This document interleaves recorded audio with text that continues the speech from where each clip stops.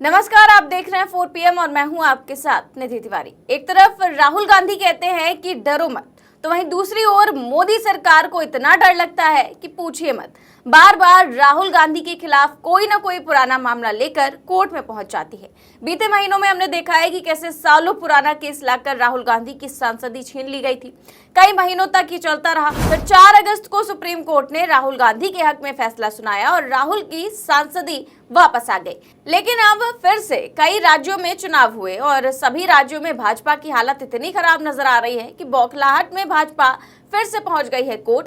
तो क्या एक बार फिर से राहुल गांधी की सांसदी छीनने की तैयारी है? ये सवाल इसलिए खड़े हो रहे हैं क्योंकि लगभग 5 साल पुराने मामले में कोर्ट ने कहा है कि राहुल गांधी हाजिर हों और ये मामला जुड़ा है अमित शाह से। खबर देखिए हिंदुस्तान की। हेडिंग है कि बढ़ सकती है राहुल गांधी की मुश्किलें, मानहानि के आरोप में सुल्तानपुर कोर्ट ने किया तलब।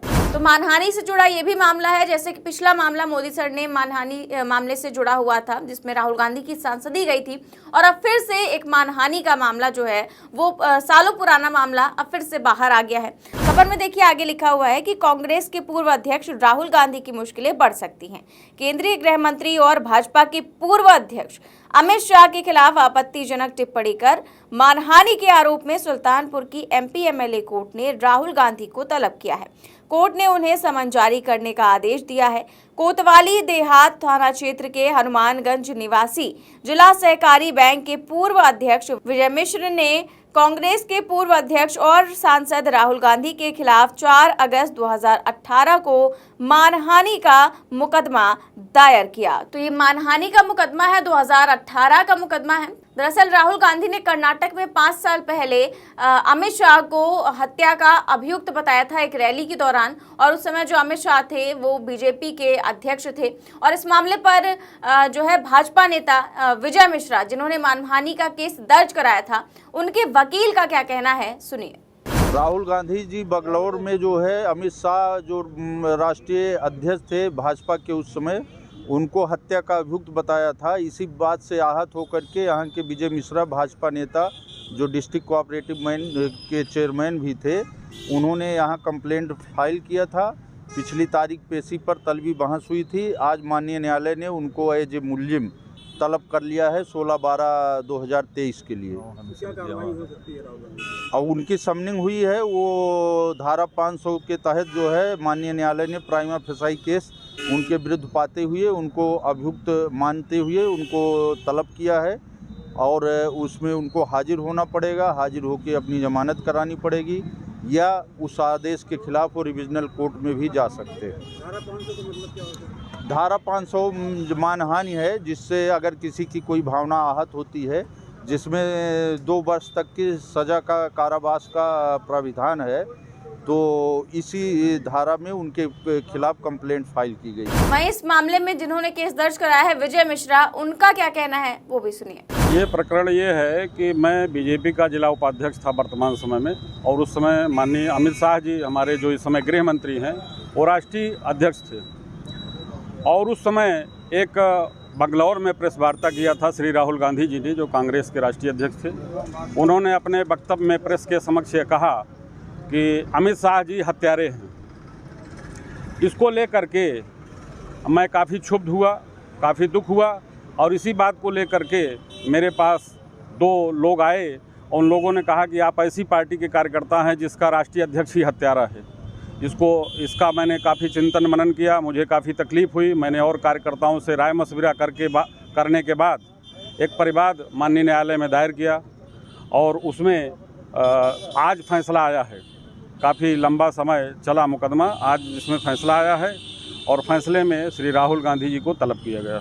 5 साल चले इस मामले में राहुल गांधी को 16 दिसंबर को तलब किया गया है और लोकसभा चुनाव से पहले ये सारा खेल खेला जा रहा है, क्योंकि राज्यों में कांग्रेस की जिस तरह से बढ़त दिखाई जा रही है उससे भाजपा काफी ज्यादा परेशान है और लोकसभा चुनाव से पहले बड़ा खेल करने की तैयारी भी है। और उसी को लेकर ये सारा मामला जो कि सालों पुराना है वो फिर से बाहर आ रहा है, क्योंकि जिस तरह से राज्यों के चुनाव में देखा जा रहा है कि कांग्रेस लगातार बढ़त बनाए हुए है।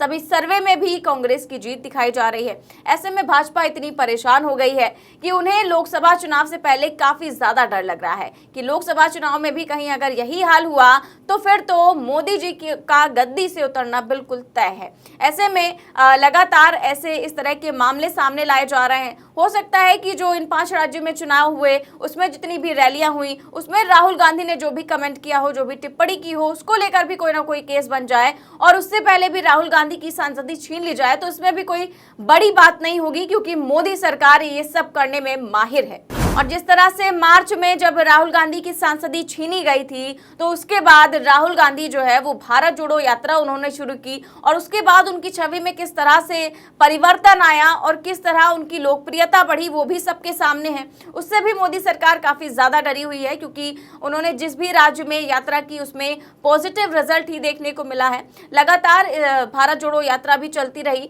और आखिरकार अगस्त में जो है सुप्रीम कोर्ट के दखल देने के बाद राहुल गांधी की सांसदी वापस आई, लेकिन अब फिर से उसे छीनने की तैयारी है।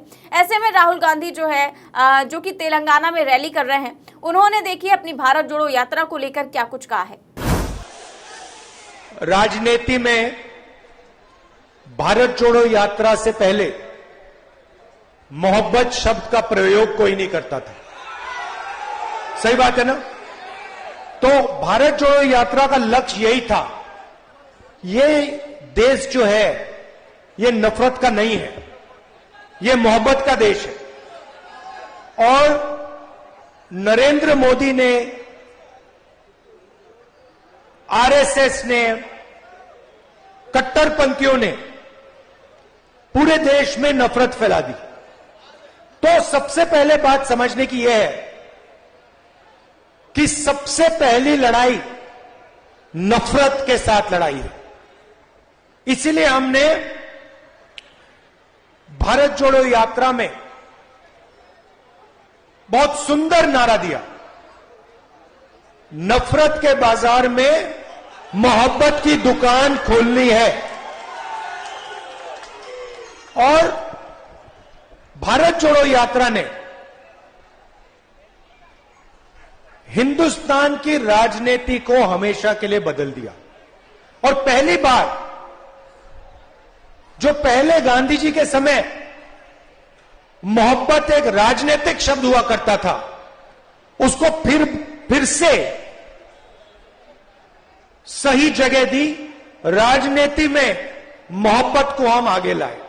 तो राहुल गांधी ने कहा कि ये देश नफरत का नहीं बल्कि मोहब्बत का देश है, इसीलिए हमने नारा दिया कि नफरत के बाजार में मोहब्बत की दुकान खोलनी है। और इस तरह से जो है राहुल गांधी ने आज भी यही दोबारा ये नारा दोहराया। लेकिन फिलहाल अब 16 दिसंबर को तलब किया गया है, राहुल गांधी को पेश होना है एमपी एमएलए कोर्ट में, सुल्तानपुर में पेश होना है। तो ऐसे में देखते हैं कि क्या होता है, क्योंकि अब नतीजे जो है 3 दिसंबर को सामने आ ही जाएंगे। तो अगर नतीजे बिल्कुल ही कांग्रेस के फेवर में आते हैं और कांग्रेस सभी राज्यों में सरकार बनाने में कामयाब रहती है तो जाहिर तौर पर राहुल गांधी की मुश्किलें तो बढ़ना तय हैं, क्योंकि बीजेपी सरकार को तो ये बिल्कुल भी मंजूर नहीं है कि कांग्रेस की ही सरकार बन जाए और इस तरह से बीजेपी पूरी तरह से पिछड़ जाए। तो देखते हैं क्या होता है। फिलहाल इस खबर में बस इतना ही। देश और दुनिया की तमाम बड़ी खबरें जानने के लिए देखते रहिए 4PM न्यूज नेटवर्क। नमस्कार।